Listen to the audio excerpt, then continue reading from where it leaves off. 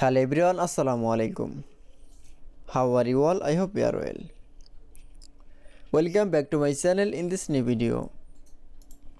Today's video, how to convert an image into star shape in Google Sheets. So let's started. At first, open your Google Sheets document file. In this video, I will show that convert an image into a star shape. Now going to the insert menu option. Then click for the drawing option. Now click for the image option. Then click for browse option. Now select from the image. Now for click open.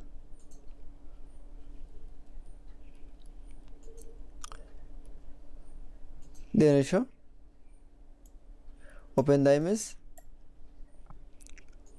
Then going to the maximum option. Now click for the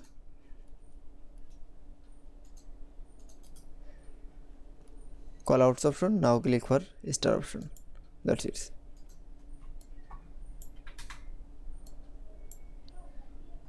Now click for the border rate option. Now click for px option. Now click for save and close option.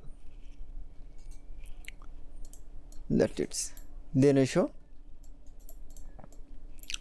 convert an image into star shape in Google Sheets is very easily. I hope to enjoy the video. Please like, comment, share and subscribe my channel. Thanks for watching.